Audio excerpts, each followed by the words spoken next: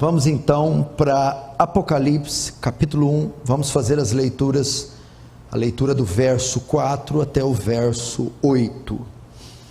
João, às 7 igrejas que se encontram na Ásia, graça e paz a vós outros, da parte daquele que é, que era e que há de vir, da parte dos 7 espíritos que se acham diante do seu trono, e da parte de Jesus Cristo, a fiel testemunha, o primogênito dos mortos, e o soberano dos reis da terra, aquele que nos ama, e pelo seu sangue nos libertou dos nossos pecados, e nos constituiu reino, sacerdotes para o seu Deus e Pai.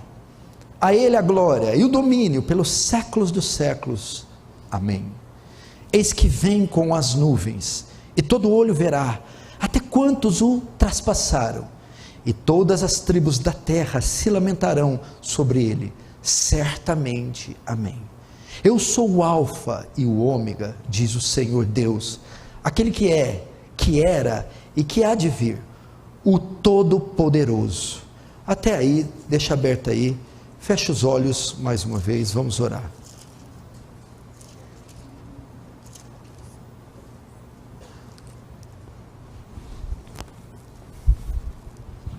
Pai Santo,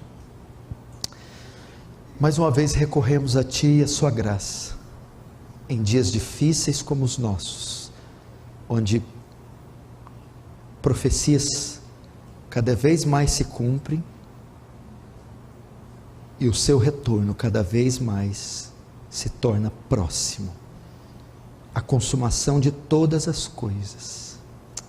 Mas Tu deixou um testemunho aqui na terra, Tu deixou um povo que o Senhor selou, comprou com o Seu sangue, redimiu, os fez reino e sacerdotes. Esse povo continua aqui a marchar, proclamando as virtudes daquele que nos chamou das trevas para a maravilhosa luz, pregando o santo evangelho, testemunhando da sua ressurreição, tendo vidas compatíveis à santidade desse Deus que nós servimos. Mas para executarmos as suas tarefas, como o Senhor disse em Atos 1, ficai em Jerusalém, até que do alto sejais revestidos de poder. Precisamos de graça, manifestação poderosa, prodigiosa da sua parte. Faz isso essa noite. Toma mentes e corações em temor, em obediência, em nome de Jesus. Amém. Irmãos, eu gostaria que vocês, na última mensagem, eu fui muito incomodado, principalmente que para as primeiras fileiras, as crianças. Primeira fileira é essa que está sentado também, meus filhos que deram trabalho também. Então, por favor, as crianças quietinhas, se não conseguirem, se assentem mais no fundo. Outro recado, eu estou vendo algumas cadeiras vazias aqui, eu sei que tem irmãos, membros da igreja, vendo pela internet. Você não está correto em fazer isso, irmão. O recurso do culto online é para as pessoas de fora de Franca, fora do Brasil, ou das pessoas que têm alguma deficiência e não podem comparecer publicamente no culto. Cultuar a Deus, transmissão online, assistir de casa, não é a mesma coisa que cultuar a Deus. Culto fala de ajuntamento, sem ajuntamento não há culto.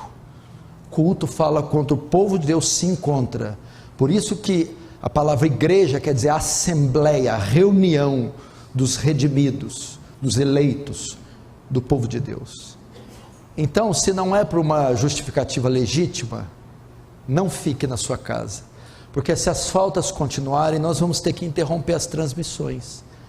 Você precisa estar aqui cultuando a Deus de forma presencial. Então, você que é membro da igreja, está me ouvindo, nos próximos cultos esteja aqui, por favor, pois o pacto da membresia que você assinou, assim o pede. Quantos que estão me ouvindo agora fora do Brasil não gostariam de estar aqui presencialmente?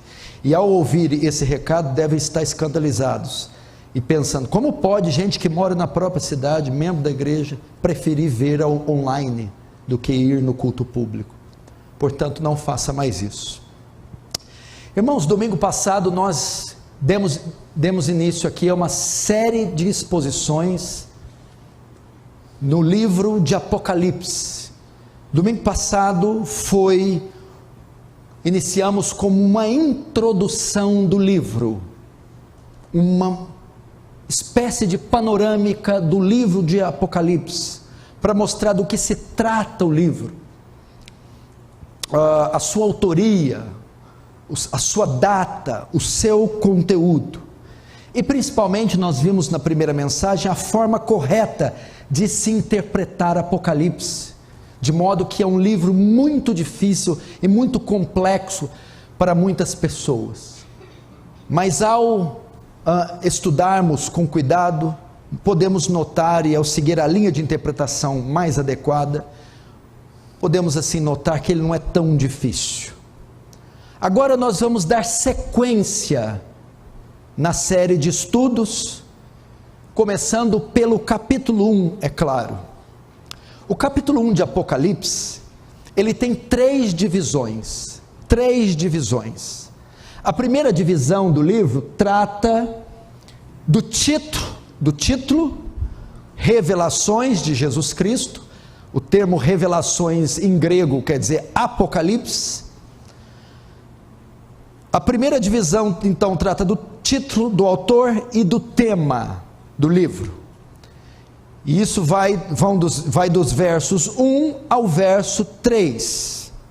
Nós já vimos isso na mensagem passada, nós já então abordamos a primeira divisão. A segunda divisão trata das 7 igrejas, ou é uma mensagem para as igrejas, a igreja de Cristo. Essa divisão inicia no verso 4 até o 8. E a última e terceira divisão do Apocalipse fala do Cristo glorificado. Vão dos versos 9 ao verso 20. E hoje nós trataremos da segunda divisão, uma vez que já tratamos da primeira, e no domingo seguinte trataremos da terceira divisão, encerrando assim o capítulo 1. Do que trata a segunda divisão do primeiro livro de Apocalipse? É uma mensagem à igreja de Cristo, mensagem que estava sendo destinada às igrejas da época: Sardes, Tiatira, Pérgamo, Esmirna, Filadélfia, Laodiceia, Éfeso, mas que também se estende para a igreja de Cristo hoje, ou para a igreja de Cristo em todas as épocas. Então, essa segunda divisão tem muito a nos ensinar. Ela era tão atual quando foi para a igreja do primeiro século, ela é tão atual para nós como foi para a igreja do primeiro século. E essa pequena porção que vai do verso 4 ao 8, de certa forma, quase que a totalidade do Apocalipse se encontra nessa pequenina porção. Vamos ter termos aqui, traços, que vão ser repetidos durante quase todo o livro. E você vai poder acompanhar comigo então as maravilhas contidas aqui. Como se inicia essa segunda sessão, essa segunda divisão do capítulo 1? Ele começa com uma saudação. Está aí no verso 4. João, às 7 igrejas que se encontram na Ásia, graça e paz a vós outros, daquele que é, que era e que há de vir. Até aí. João dirige suas palavras às 7 igrejas que se encontravam na Ásia Menor, região hoje da Turquia. Você vê que ele inicia aqui, João, às 7 igrejas da Ásia. Originalmente, a carta, ou as cartas, ou o Apocalipse, foi escrito e destinado para algumas igrejas do primeiro século, da época de João, o primeiro século da era cristã, da era apostólica. João tem revelações, ele está preso na ilha de Patmos, ele tem visões majestosas, magníficas, ele registra essas visões em pergaminhos, e ele envia esses registros em rolos, que são tidos como epístolas, cartas, e ele envia a essas 7 igrejas. Eram igrejas reais, verdadeiras, eram comunidades, congregações, estabelecidas ali, tinham públicos, eram pastoreadas, tinham membros. E essas 7 igrejas estavam estabelecidas ali no primeiro século,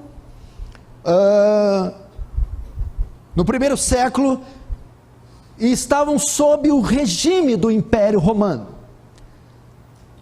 Pouco tempo atrás de João escrever, Nero era o imperador romano, e começou ali a primeira grande perseguição. Faz a transição com Domiciano, que é um outro imperador tão mau, tão perverso quanto ele. Essas igrejas então estavam estabelecidas ali na Ásia, sob esse regime, e esse regime, ele promovia intensas perseguições, de modo que eles estavam sendo privados de seus direitos, pesados impostos estavam sendo cobrados, perseguições, prisões, tortura e até martírio. Portanto, no primeiro momento, o Apocalipse foi escrito para consolar os irmãos que estavam presentes nessas igrejas. Evidente que tinha mais que 7, não era apenas 7 igrejas, mas no primeiro momento foi destinada especificamente para essas igrejas, com a finalidade de consolar, encorajar, fortalecer, animar e trazer a eles discernimento do que estava acontecendo e do que viria a acontecer. E você vê que aqui ele usa o número 7, é a primeira menção de 7 aqui no Apocalipse, é das 7 igrejas. Como eu disse na mensagem anterior, Apocalipse faz muito uso do número 7, e o 7 tem a ver com completude, com perfeição, é o número de Deus. E quando ele usa o 7, se dirigindo a igrejas, ele estava querendo dizer que a mensagem não se limita apenas àquelas 7 igrejas. Ao dizer 7 e envolver com igreja, ele está dizendo a totalidade das igrejas, a completude, ou seja, a mensagem é para todas as igrejas, de todas as eras, de todos os tempos. Portanto, por mais atual que tenha sido o Apocalipse nos dias de João, por mais que teve pessoas de carne e osso que pegaram nas cartas, nos originais, que leram os papiros com tinta fresquinha de João, que estavam vendo ali Roma ser incendiada, vendo tortura e morte e todos aqueles acontecimentos, que por mais que tinha pessoas que tinham visto a própria morte e ressurreição de Cristo, o Apocalipse também é dirigido para nós. Essas cartas escritas por João é para a Igreja Aliança do Calvário, para a Igreja Batista, para a Igreja Presbiteriana, para a Assembleia de Deus, para a Metodista, é para esse povo, é para nós. Portanto, o Apocalipse não é um livro obsoleto, de impossível interpretação, de pouca valia para os nossos dias e de pouca aplicação prática. Não, João está escrevendo, enviando essa mensagem a nós nos dias de hoje. Portanto, dê atenção para o Apocalipse, fique atento com o seu conteúdo, fique atento para as suas palavras, elas são atuais, elas são para hoje, elas são para agora, elas são para nós. Não ignore esse livro, leia-o, releia-o, leia-o de novo, use material para interpretá-lo, leia até você entendê-lo. Agora ele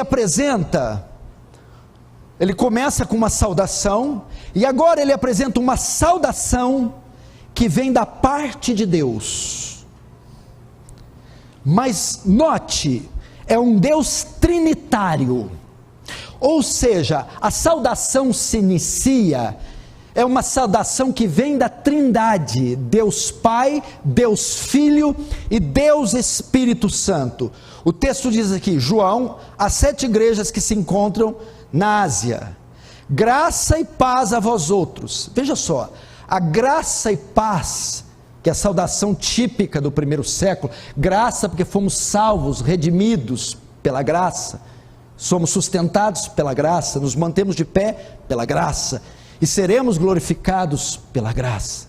E paz é que provém da graça recebida, nos reconciliamos com Deus, somos salvos e gozamos de paz. Por isso, graça e paz, ela não vem de João. A graça e paz não vem de João. Graça e paz a vós outros, da parte daquele. Graça e paz da parte daquele. É uma saudação que vem de Deus, mas de um Deus trino. E aí, nós vamos ver, a saudação vem, primeiro, da parte de quem? Deus Pai, daquele que era, que é e que há de vir. Depois de Deus Espírito, e graça e paz também, dos 7 Espíritos, que se acham diante de Deus. E a saudação também de Deus Filho, verso 5, e da parte de Jesus Cristo, fiel testemunho. Vamos ver um pouco dessa saudação, dessas saudações. A saudação vem de um Deus trinitariano, vem da Trindade. A Trindade está presente em todo o Apocalipse. Todo o Apocalipse você vai ver menções de Deus Pai, de Deus Filho e Deus Espírito Santo. A Santíssima Trindade está atuando o tempo todo no Apocalipse, está presente em quase todas as páginas de Apocalipse, de forma explícita ou implícita. E ele começa com Deus Pai, quando ele diz, daquele que é, que era e que há de vir. O que João está querendo dizer com esses termos, quando se refere a Deus?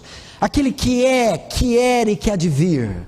São termos para falar da sua eternidade.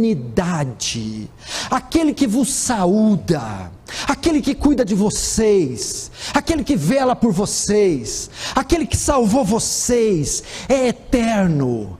Ele está presente em todas as eras. Não é apenas para dizer da divindade de Deus, da divindade de Cristo, é apenas para dizer da sua onipotência, da sua infinitude, mas ao dizer aquele que era e que é, que há de vir, reflete sua eternidade, mas para dizer aqueles homens que estão sofrendo, esse é aquele que esteve presente em toda a história, esse é aquele que sempre agiu e age em todas as eras. Ele agiu no passado, na criação, no livramento dos nossos pais, no Antigo Testamento.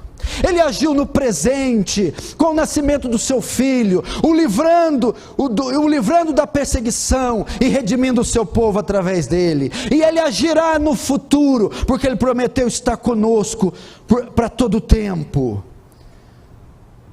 Então essa saudação tem essa finalidade de mostrar a eternidade, o cuidado de Deus em todas as eras, em toda a história. Portanto, não se preocupem, vocês que estão à mercê da oposição do Império Romano. Eu sou Deus que vos acompanho durante toda a história. Eu estive presente durante toda a história e agi e agirei ao longo das eras. O Salmo 90 fala isso.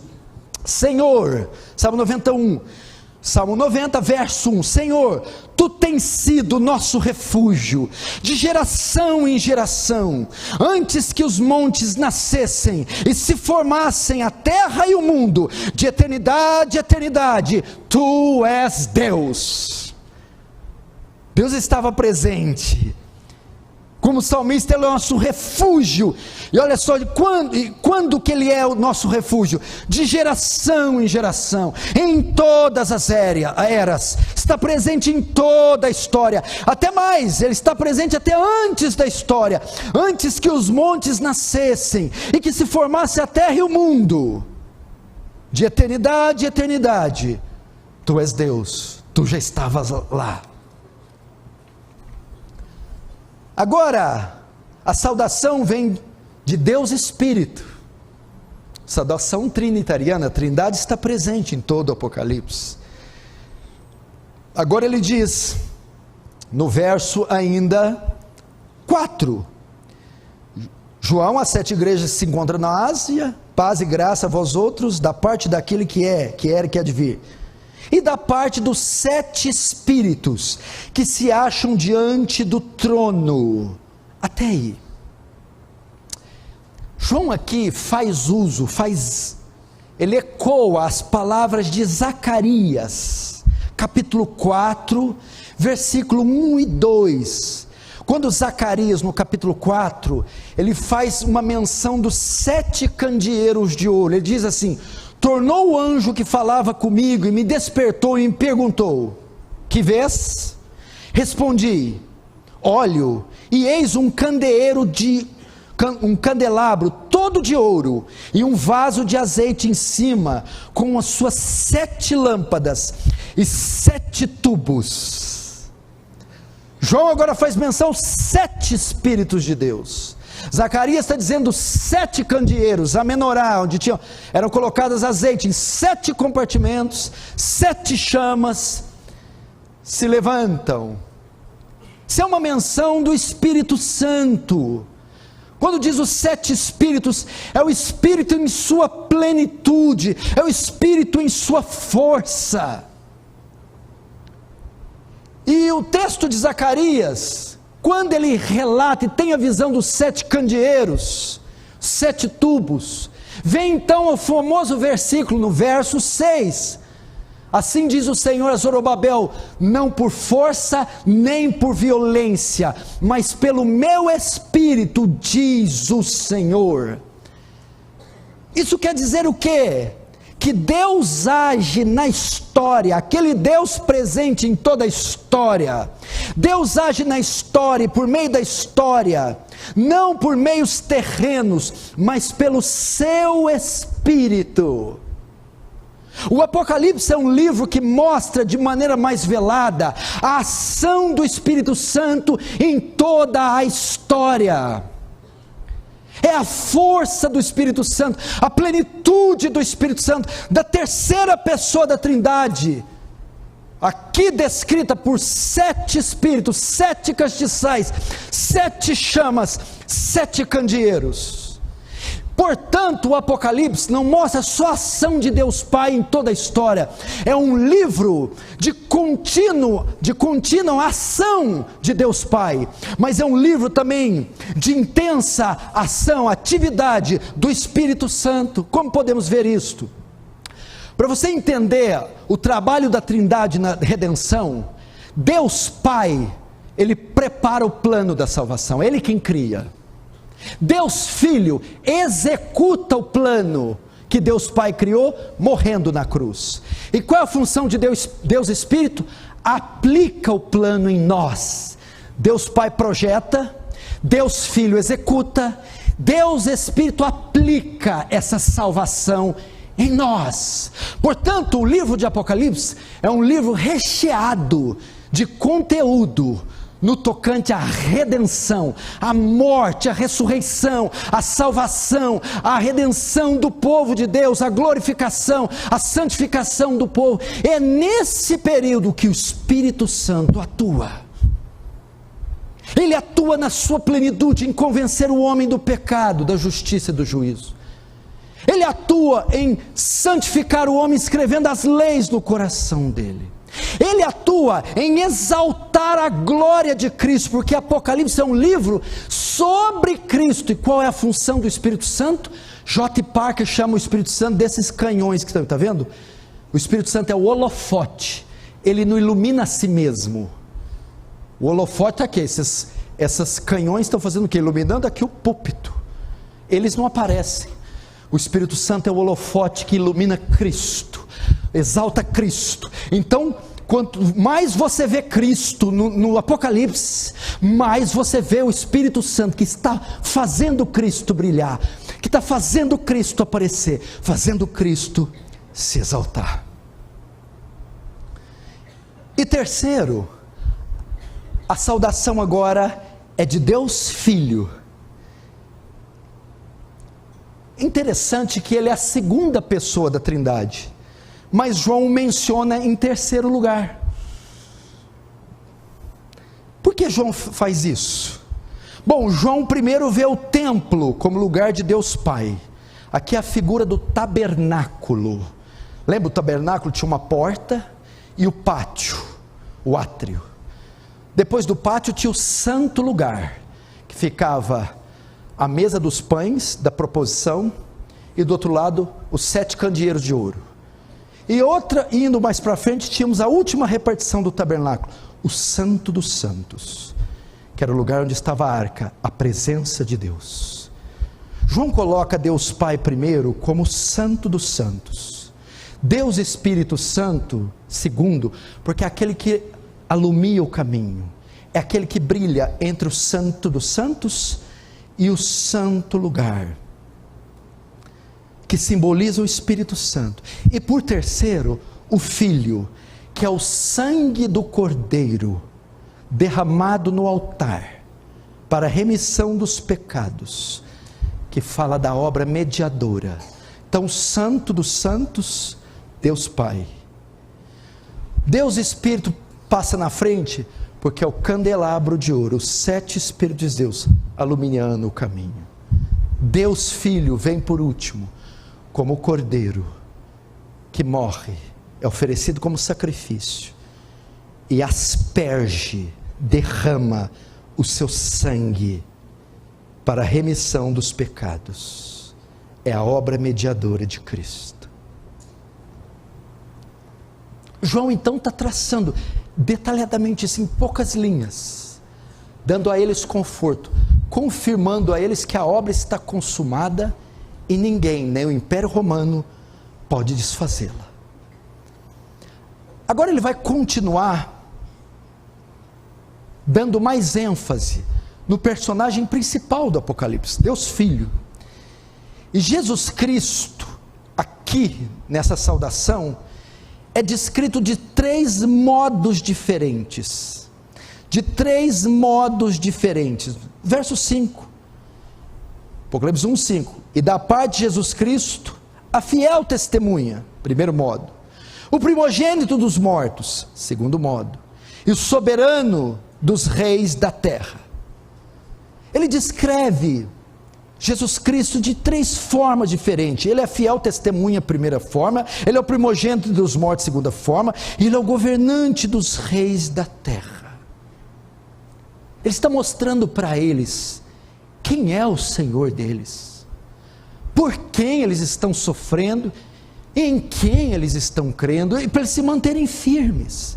E ele descreve ele primeiro como a fiel testemunha. O termo está aí, fiel testemunha, mas no grego dá a ideia de testemunha fiel.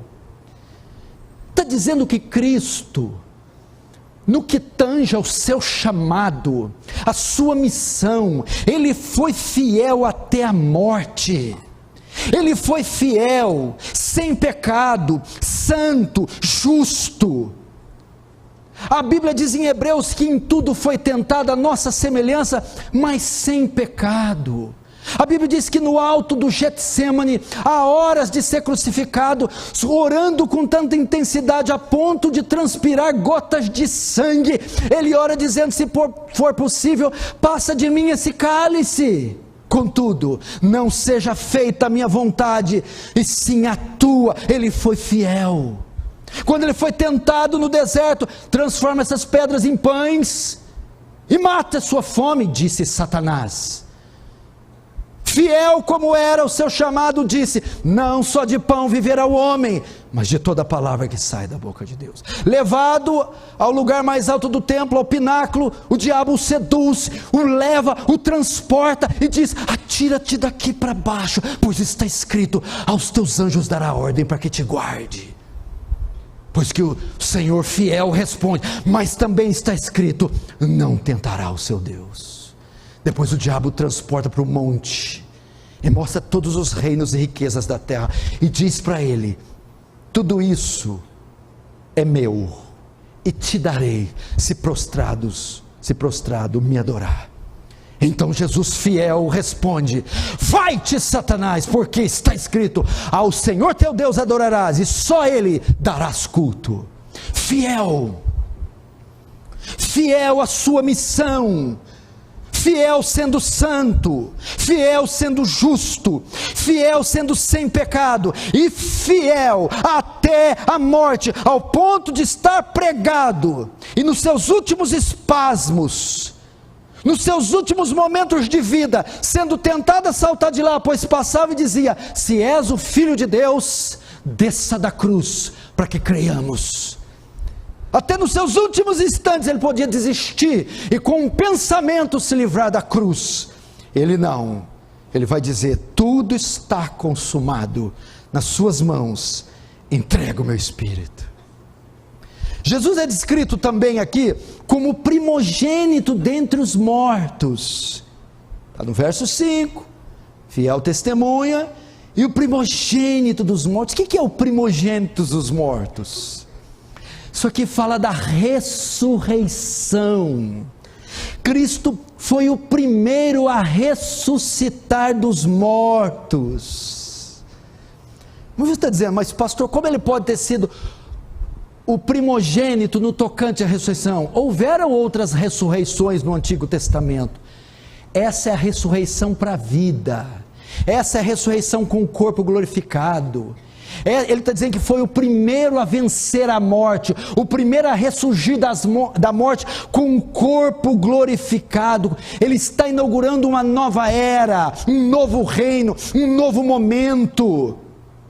E ele foi o primeiro a inaugurar esse momento, ressurgindo dos mortos, de modo a vencer a morte e a jamais morrer outra vez. Ele é o primeiro a receber uma vida glorificada, de modo que aqueles que crerem nele terão o mesmo destino, também ressuscitarão com ele, também vencerão a morte e também serão glorificados. Então ele é o primogênito.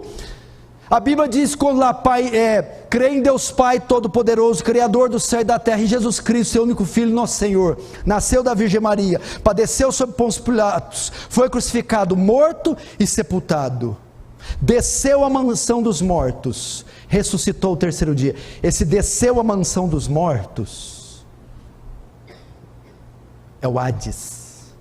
Só que o Hades aqui não é o inferno. Jesus nunca esteve no inferno, nunca foi no inferno, não quer saber do inferno.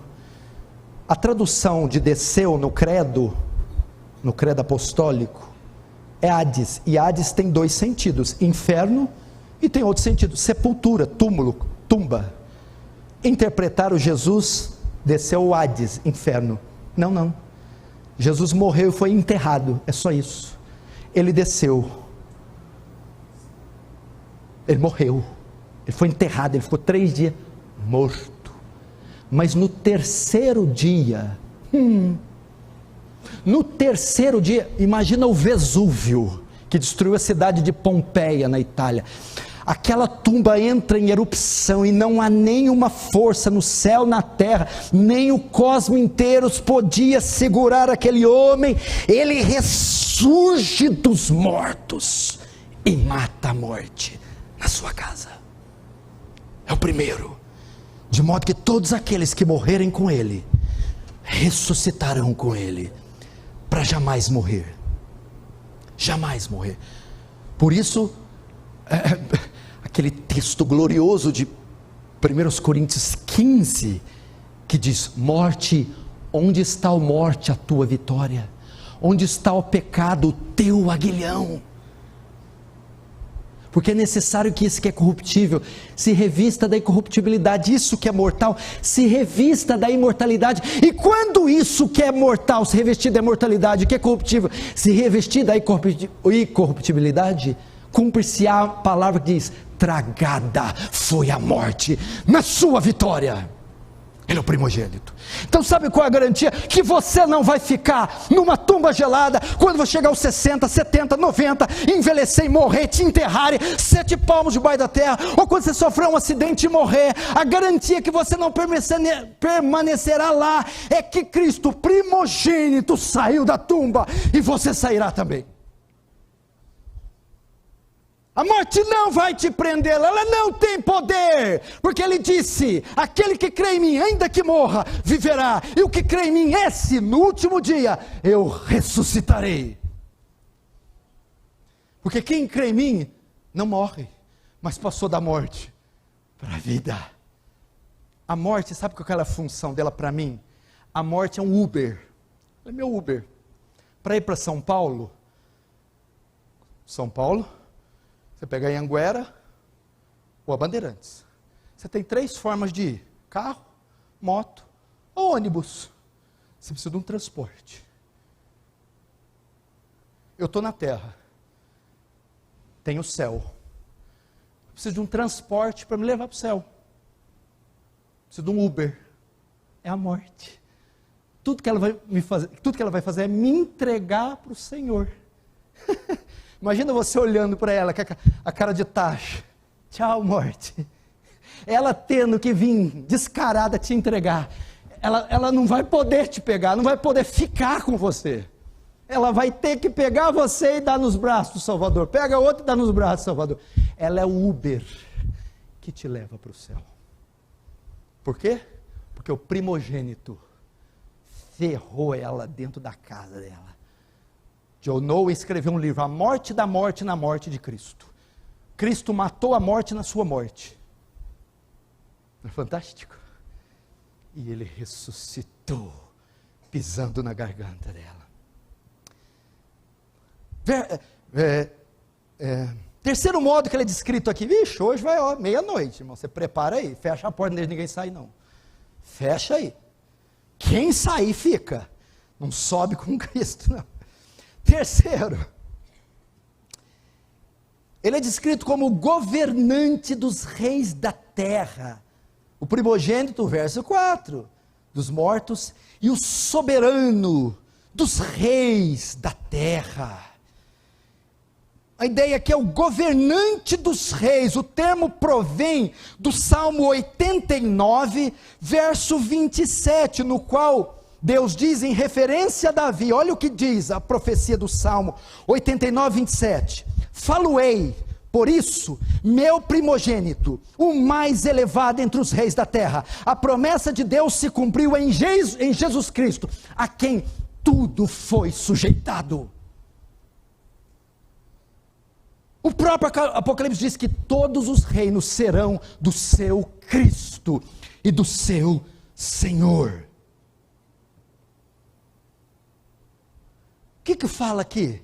Cristo é descrito como fiel testemunha, foi fiel a Deus até a morte. Segundo, foi o primeiro a ressuscitar dos mortos, vencendo a morte. Terceiro, depois de ser fiel com a obra da cruz, depois de ressuscitar dos mortos e subir aos céus, agora é a hora de ser coroado. O que é isso? O cetro.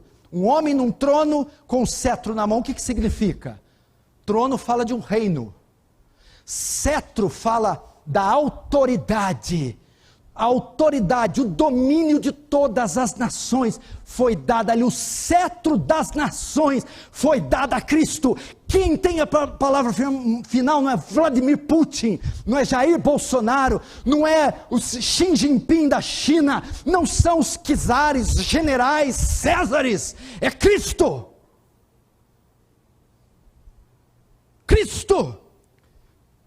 Esse texto aqui aponta para Filipenses 2,10, que haja em vós o mesmo sentimento que houve em Cristo Jesus, que sendo em forma de Deus, não teve por usurpação ser igual a Deus, mas esvaziou-se a si mesmo, tomando forma de servo, e na forma de servo foi obediente à morte, e morte de cruz, pelo que Deus o exaltou soberanamente, e lhe deu um nome que está acima de todo nome, para que ao nome de Jesus, todo joelho se dobre no céu, na terra ou debaixo da terra, e toda língua confesse que Jesus Cristo é Deus, é o Senhor, para a glória de Deus Pai. Veja só, as 3 fases: testemunha fiel até a morte, morreu na cruz; primogênito entre os mortos, a ressurreição; e agora o soberano das nações, a ascensão e o governo. Cristo é esse. Ele está consolando aqueles crentes. Eu estou consolando com essas palavras. Eu não sei quem vai ganhar as eleições. Eu não sei qual regime vai dominar nas próximas eras. Eu não sei quais penas e execuções, vão ter eu não sei, mas eu sei que acima de qualquer trono, poder, governo, de qualquer dinastia, está o trono do soberano, e o cetro está nas mãos dele. Lembre-se que ele escreveu isso por causa de Roma, Calígula, Júlio César, César Augusto, Domiciano, Nero, aí ele vai, tem um trono acima do trono romano, calma. Portanto, aqui nós também entendemos que o personagem principal deste livro é Cristo. Veja, nós temos nesse livro a morte de Jesus em todo o Apocalipse, nós temos a ressurreição de Jesus em todo o Apocalipse, nós temos a ascensão de Jesus no céu em todo o Apocalipse, nós temos a vitória de Jesus em todo o Apocalipse. É um livro especialmente sobre Jesus e a sua vitória. João continua agora seus comentários, na sua saudação, falando sobre Jesus, e especificamente falando do seu amor, veja os versos 5, só que a parte B, aquele que nos ama, e pelo seu sangue nos libertou dos nossos pecados. Nós só estamos no capítulo 1, viu? Talvez você é aquele cristão mais sanguinário, eu queria já ir na taça da ira, calma, capítulo 1, 2, vai chegar lá, calma. Não fica com muita pressa de chegar lá, não, vai arrepender. Agora João vai falar do seu amor, olha que coisa linda. Verso 5b, aquele que nos ama e pelo seu sangue nos libertou dos nossos pecados. Sabe o que João está dizendo aqui? O inacreditável. João está mostrando que o Apocalipse é um livro que revela o amor. É um livro que é uma manifestação do amor de Deus. É um livro que demonstra o amor de Cristo por nós, pelo seu povo. Olha que coisa tremenda, o livro de Apocalipse é sobre ele, é sobre Cristo, mas ainda assim, Cristo não se esquece de nós, ele faz questão de um livro que foi feito para exaltá-lo, declarar o seu amor por nós, e esse amor é facilmente demonstrado no ato dele nos libertar dos nossos pecados, dando a sua vida. É isso que o texto diz, ele nos libertou dos nossos pecados, pelo seu sangue. Essa é a maior demonstração de amor. Pode ser, diz Paulo em Romanos, que alguém venha morrer por uma pessoa boa, pode até ser que alguém, mas Cristo prova o seu muito amor, com que nos amou, tendo morrido por nós, não quando éramos bons, ou por sermos bons, ou depois da conversão, mas quando nós ainda éramos pecadores. Deus não te amou depois do banho, Deus te amou no lixo. Deus não te amou depois da lepra, Deus te amou cheio de necrose, vermes, purulento. Deus te amou quando você estava na biqueira, no bar, no motel, quando você estava alucinado, louco, roubando, assaltando, estuprando, matando. Deus te amou lá. E Apocalipse, no meio de toda essa revelação majestosa, sobra o espaço aqui para falar do seu amor.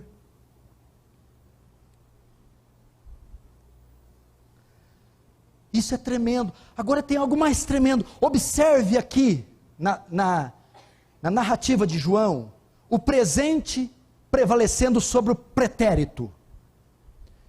Enquanto a palavra libertou, o termo libertou está no passado, nos ama está no presente. Isso é para mostrar o contraste entre um ato contínuo e outro ato completado. A salvação, ela já passou, ela já se cumpriu, por isso ele diz, libertou, julga o verbo libertar no passado. Uma vez libertado, não há necessidade de libertar mais, mas quando ele vai usar o verbo amar, ele diz, Aquele que ama no presente, amo e continuo amando. Está no presente contínuo.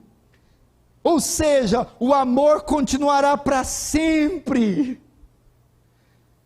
Salvar tem que ser conjugado no passado, porque já foi, não há necessidade de salvar outra vez. Amar sim. Ele amou, ama e sempre amará, conforme está em Jeremias 31:3.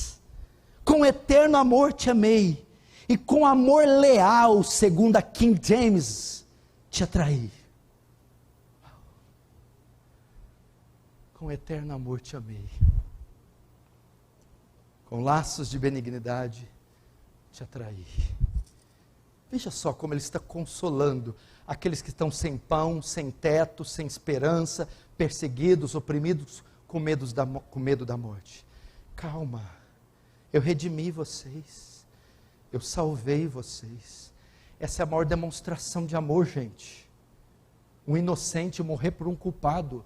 Você conhece a história de Barrabás? Era um assassino, ladrão, bandido conhecido da região, preso por crimes terríveis. Jesus, no dia da celebração da Páscoa, era comum soltar um bandido.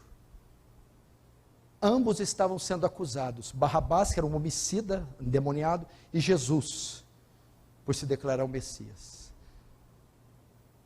Aqui, Pilatos expõe os dois diante da multidão, e diz, quem vocês querem que eu solte?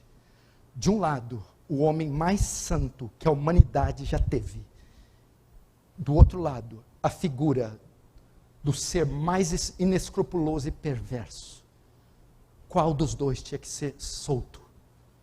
A multidão grita, solta Barrabás. E quanto a esse Jesus, crucifica-o. Foi exatamente o que Deus fez por nós. Ao invés dele punir Barrabás, esse facínora, que era eu e você, ele puniu o filho, que era inocente, e deixou livre todos os Barrabáses que creram. Eu e você. E o que é isso? Amor. Amor. Como é que você peca ouvindo isso aqui? Como é que você não é gentil? Como é que você não obedece a palavra? Isso é amor. Não, mas teve alguma motivação. Qual? O que você ofereceu para ele? Nada. Não foi pelos seus méritos, foi apesar dos seus deméritos. Não foi pela sua beleza, foi apesar da sua feiura. Não foi sua limpeza, foi apesar da sua sujeira. Sabe o que motivou ele? Amor incondicional. Uau! Por isso que tem que fazer igual a pecadora, a prostituta. Tem que chorar nos pés e enxugar com os cabelos e beijar, e falar, eu não. Tem que beijar e dizer, não, eu tinha que estar incinerado dentro de uma fornalha, eu tinha que estar dentro da donzela de ferro sendo picado em 1000 pedaços, mas o Senhor pegou e me salvou, um desgraçado como eu, o Senhor me salvou. Por isso que, quando vê-lo, pensar nele, dirigirá a ele, só se curve, e diga, não tenho nada para dizer, declarar, nada, beije os pés, e os enxugue com os cabelos. Beije os pés, e o enxugue com os cabelos. Quando você acordar, acorda, olha para o lado, fique assustado. Ué, estou acordado? Porque não merecemos nem acordar. Quando respirar, inspirar e respirar, agradeça, não merecemos respirar. Por que ele fez isso? Amor. Eu quero fazer igual o pastor, o primeiro pastor que cuidou de mim, pastor Eurípides. O português não era muito bom, mas um homem que tinha um amor. E falou assim, quando você quiser me achar no céu, procura Jesus, que eu vou estar agarradinho no pescoço dele. Talvez eu mudaria a frase, pastor Eurípides, eu vou estar agarradinho nos pés. Os pés, abaixo dos pés. Não dá para ser digno de algo maior que isso. Agora, João vai mostrar a posição de honra que ele colocou à igreja. Olha a continuidade do amor. Ele não é só honrado, exaltado, é o centro do Apocalipse. Ele exalta a sua igreja junto com ela, com ele. Verso 6. E nos constitui o reino, sacerdotes, para o seu Deus e Pai. A ele a glória e o domínio pelos séculos dos séculos. Amém. Que versículo lindo. Colhe esse versículo, cite esse versículo, bote ele no seu carro. Ele nos constitui, ele nos fez reino, reis e sacerdotes. Como é que compara a fé cristã com qualquer outra coisa, meu Deus? Agora ele vai mostrar os efeitos dessa salvação dos 5. O 5 fala que ele pelo seu sangue nos libertou dos pecados. Agora você vai ver os efeitos dessa salvação, frutos do seu amor, que está no verso 5, parte B.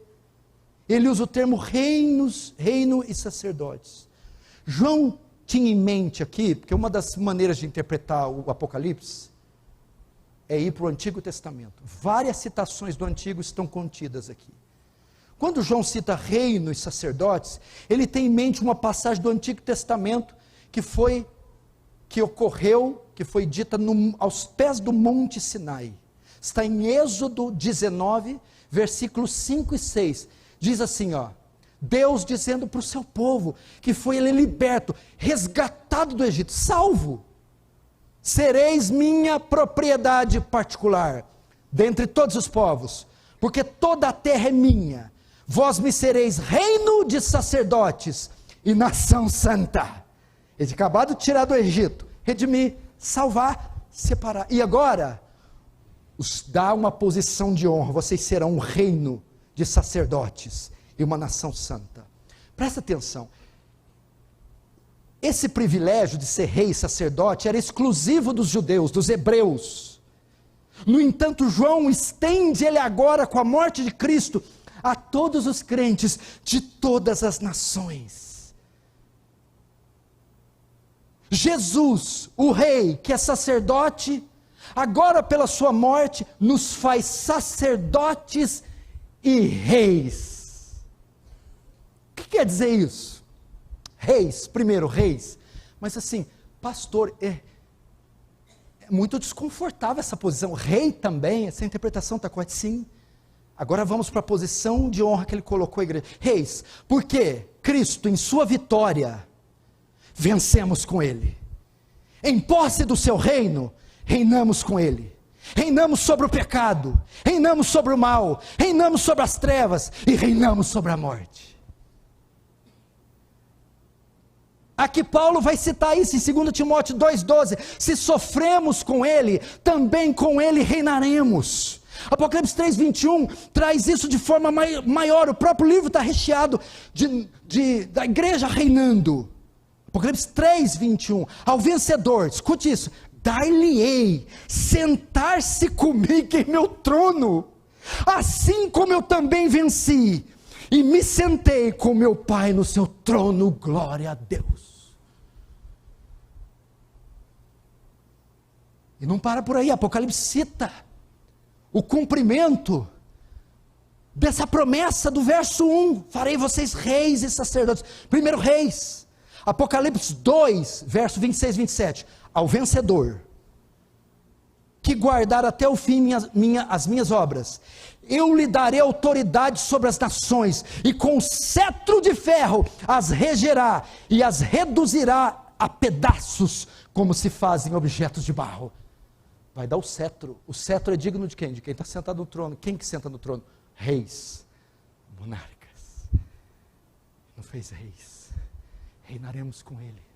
Aliás, já reinamos com ele. Mateus 18, tudo que ligar na terra será ligado nos céus. A igreja tem autoridade de ligar e desligar, declarar um salvo, não salvo, excluir da comunhão. Ela é embaixatriz de Cristo na terra. Reis. Olha a posição de honra da igreja, sua e minha. Mas não só rei, também sacerdotes. Nos fez reis e sacerdotes. O que ele quer dizer com isso? Bom, a posição sacerdotal é marcada pelo acesso direto a Deus. O sacerdote é o único. Todo Israel, 2 milhões. Só Arão, só a classe sacerdotal podia falar com Deus, ter acesso. E mesmo assim, através de sacrifício animal, quando ele nos faz sacerdotes, ele nos dá o direito de ter livre acesso a ele. Quem aqui já entrou na casa do Silvio Santos? Do Roberto Marinho? Do Arnold Schwarzenegger? De George W. Bush? Está na moda agora do Elon Musk. Você não tem esse direito de entrar. Quem já pisou nos átrios da casa de Deus? Quem já ousou passar perto dos seus portais? É que na morte de Cristo, Ele nos deu o direito de entrar nos aposentos de Deus. Sem padres, papas, pastores, sacrifícios, bodes. Temos livre acesso como sacerdotes, contatos diretos, sem nenhum sequer mediador humano. Podemos chegar diante de Deus e dizer: Senhor, Lord, direto. Hebreus 10, 19 diz isso. A entrada para o novo e vivo caminho pelo sangue de Jesus. Segundo, o sacerdote também era marcado pela sua pureza. O caráter sacerdotal era de pureza. Tanto é que se lê em Êxodo 28, vão ver as peças de roupa que Arão tinha que vestir e todo o ritual. Porque ele era consagrado e tinha que carregar uma fita escrita santidade ao Senhor. Sacerdotes, ele tirou de nós a culpa e o poder do pecado e nos fez santos. Santidade, Romanos 6,14, o pecado não terá mais domínio sobre vós. E terceiro, sacerdotes, ele tinha a função de fazer mediação entre o povo e Deus. O povo não podia ir direto. Para o povo falar com Deus, tinha que passar o caso para o sacerdote. O sacerdote mediava, representava Deus e o povo. Deus nos fez representantes dele na terra. A embaixada de Deus na terra é a igreja. E você é o embaixador. E como você o representa? Com a pregação do evangelho. Podemos reconciliar homens com Deus, fazer mediação dos pecadores e Deus. Ele nos deu essa prerrogativa, esse privilégio de ser os seus embaixadores, segundo aos Coríntios 5:20, de sorte que nós somos embaixadores de Cristo. 1 Pedro 2:9, vós porém sois geração eleita, nação santa, sacerdócio real, povo adquirido de Deus, para que vades e proclame as virtudes daquele que vos chamou das trevas para a sua maravilhosa luz.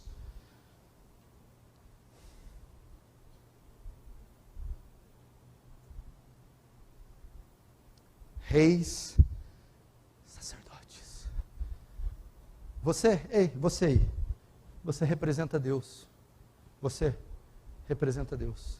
Você carrega o nome de Deus. Você aí é o embaixador de Deus. Você aí pode levar homens não cristãos a Deus. Você pode fazer a mediação mediante a pregação do evangelho. Deus te deu isso. Irmãos, eu sei que está passando um pouquinho, mas está acabando, viu? Só falta 1h20.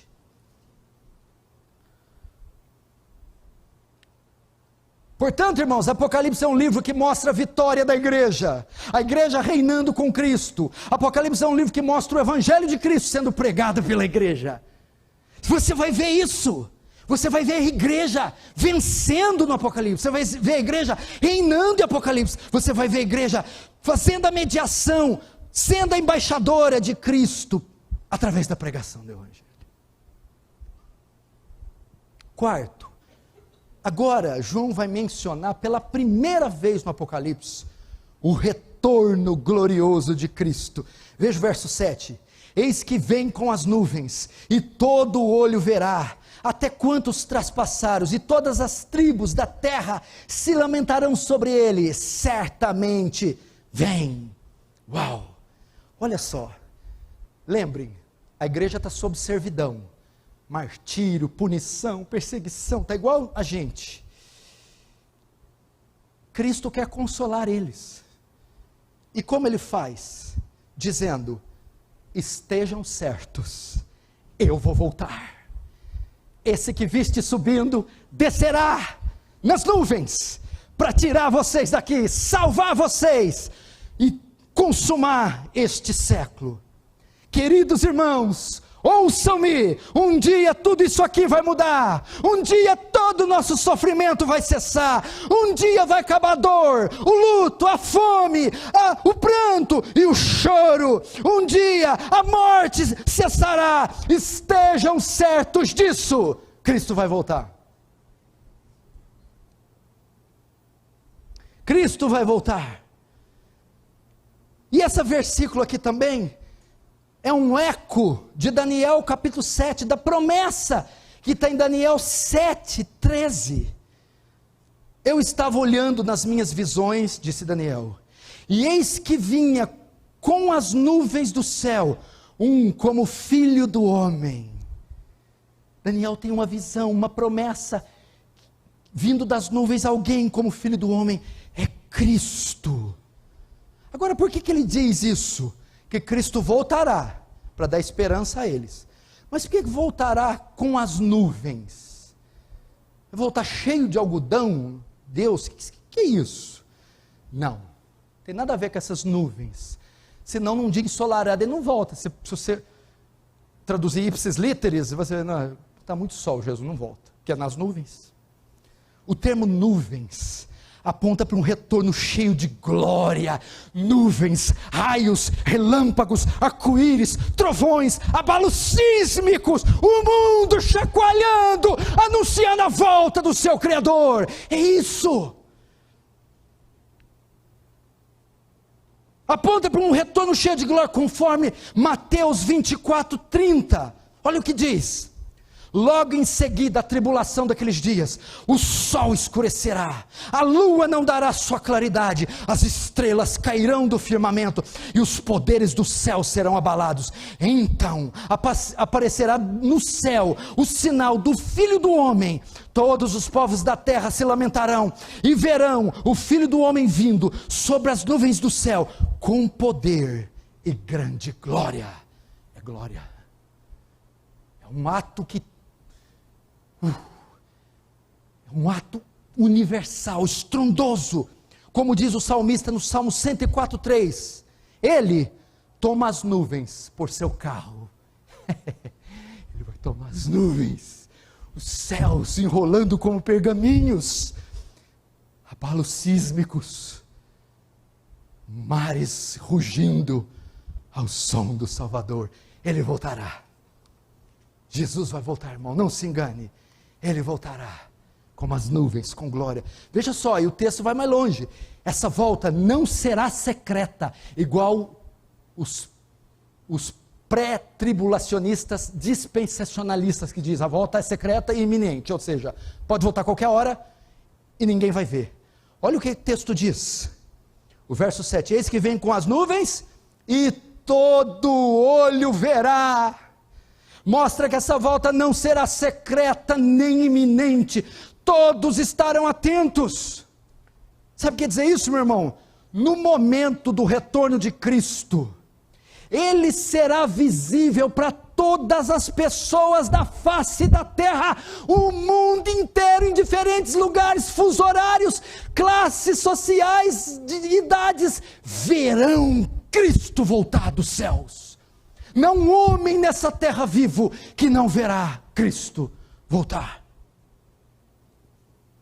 Se você notar aqui, ele emprega o adjetivo e o substantivo, todo olho, no singular, para indicar a particularidade daqueles que vão ver. Não está falando blocos. Quando ele fala todo olho no singular, cada ser humano da face da terra mesmo que estiver cego, mesmo que estiver dormindo, vai ser pego pelos cabelos, os olhos se abrirão e vai contemplar a volta de Jesus. Tanto crentes como igualmente ímpios. 1 Tessalonicenses 4, verso 16, 17. Porquanto o Senhor mesmo, dada a palavra de ordem, ouvida a voz do arcanjo e ressoada a trombeta, descerá dos céus, e os mortos em Cristo ressuscitarão primeiro. Depois nós, os vivos que ficarmos, seremos arrebatados juntamente com eles entre as nuvens, para o encontro do Senhor nos ares, e assim estaremos para sempre com o Senhor nos ares. Veja só, Tessalonicenses diz que todos verão, Apocalipse 1:7 diz que todos verão, Mateus 24:30 diz que todos verão, porque diz: todos os povos da terra lamentarão e verão o Filho do Homem. A volta não será secreta nem iminente. Olha só isso aqui, essa volta dele vai ser tão retumbante, que até os mortos contemplarão, porque o texto diz assim, eis que vem com as nuvens, verso 7, e todo olho verá, até quantos os traspassaram, o traspassaram, e todas as tribos se lamentarão. Uai, quem traspassou ele? Quem pregou ele na cruz? Quem furou ele com a lança? Isso foi no primeiro século, já está morto. Até esses verão. Significa que todos os mortos, todos os homens que existiram, Deus falou, não vai ficar ninguém de fora, todos verão a vitória, o retorno glorioso, e sairão das suas tumbas, ressuscitados, para vê-lo, até os mortos. E quem são esses? Até mesmo aqueles que os traspassaram. Primeiro, se refere aos judeus, que entregaram Jesus nas mãos de Pilatos. Anás, Caifás, o Sinédrio, vão se erguer para ver ele voltar. Até mesmo aqueles que os traspassaram. Quem mais? Segundo, refere-se a Pilatos, que lavou suas mãos e o entregou para ser crucificado. Vai ressuscitar para vê-lo. E terceiro, refere-se também aos soldados, que executaram a sentença, perfurando seus pés, suas mãos e o seu lado. Esses testemunharão, ressuscitarão para testemunharem o seu retorno, conforme a profecia de Zacarias 12, 9 e 10. Naquele dia, olharão para aquele a quem transpassaram e pranteá-lo-ão. Imaginou que coisa? Você já imaginou? Pilatos, Anás, Caifás, Roma, estarão lá, verão ele. Estou terminando. Penúltimo, 5 minutos eu termino. Agora, estava muito bonito Apocalipse, Apocalipse bonito demais. Não é Apocalipse, é Apocalipse interpretado por pastor da prosperidade, por pastor reformado, e que tem linha puritana. O arco-íris não brilha muito tempo, não. Agora, a cena muda, fecham-se as cortinas,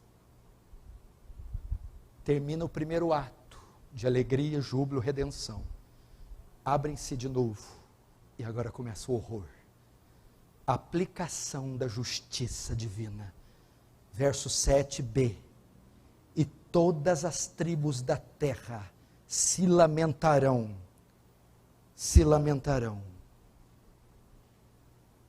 sobre ele, certamente, amém. Esse dia não será só de alegria. Quando é que as tribos se lamentarão? Com a volta dele. Será um dia de horror, de angústia, de aflição, de medo. Quando fala tribos, está falando nações, povos, etnias. O mundo incrédulo inteiro vai ser tomado de um remorso, de choro, de pranto. É aquele remorso, aquele sentimento de tarde demais. Tarde demais. O que restou para o incrédulo será o cálice da sua ira. E as nações se contorcerão, se lamentarão, baterão nos peitos de remorso. Porque o julgamento é chegado. Zacarias 12, 9, 10, fala desse dia. Naquele dia, olharão para aquele que transpassaram, e pranteá-lo-ão como quem pranteia por um unigênito, e chorarão por ele como quem chora amargamente, e dirão: o que eu fiz? Eu sou culpado. Eu neguei, eu matei, eu rejeitei, eu tripudiei sobre a sua lei, eu persegui a sua igreja, agora o que me resta é o castigo. Todas as famílias da terra chorarão, gemerão como uma mãe que lamenta o seu filho morto, lamentarão como um homem que se viu preso e condenado à morte. Tal será a dor sem esperança de todas as tribos da terra, que agora estão sem Cristo. Vai ser assim, meu irmão. Eu vou só ler só um pedacinho do que vai ser, porque esse aqui está no capítulo 6, eu vou deixar esse dia para você, só para você ter uma ideia como vai ser a volta de Jesus para os incrédulos. Apocalipse 6, 15, 17. Os reis da terra, os grandes, os comandantes, os ricos, os poderosos, e todo escravo e todo livre se esconderam nas cavernas e nos penhascos dos montes, e disseram os montes aos rochedos: caí sobre nós e escondei-nos da face daquele que se assenta no trono e da ira do Cordeiro, porque chegou o grande dia da ira deles, e quem é que pode suster-se? Eles vão pedir para as montanhas cair sobre eles, de medo do julgamento do Cordeiro. Vai ser um dia de muito choro, muito pranto. Fim. Jesus termina verso 8, Apocalipse 1, 8. Eu sou o Alfa e o Ômega, diz o Senhor Deus, aquele que é, que era e que há de vir, o Todo-Poderoso. Sabe como é que termina esse outro ato? Vem Deus, o Pai Todo-Poderoso, e toma toda a glória para Ele. Ele vai dizer o sentido da criação, o sentido do livro, tudo é para a sua própria glória. Quando ele fala: eu sou Alfa e Ômega, Alfa, a primeira letra do alfabeto grego, Alfa. Ômega, a última letra do alfabeto grego. Alfa, eu, Deus, sou a origem de todas as coisas. Tudo de mim descende. Tudo veio por mim, é sustentado por mim, nasceu de mim. E eu sou Ômega, não sou só o início de tudo, mas o fim de tudo, onde tudo deva convergir. Sou alvo de tudo. Tudo é para minha glória. O universo foi criado, o meu filho veio, morreu, ressuscitou, tudo apontando para a minha glória. Com essas palavras, João quer dizer que a finalidade desse livro, Apocalipse, é exaltar a glória e a majestade do Senhor, nosso Deus. A Ele a honra, a Ele a glória, a Ele o louvor. Feche os olhos, curva a sua cabeça.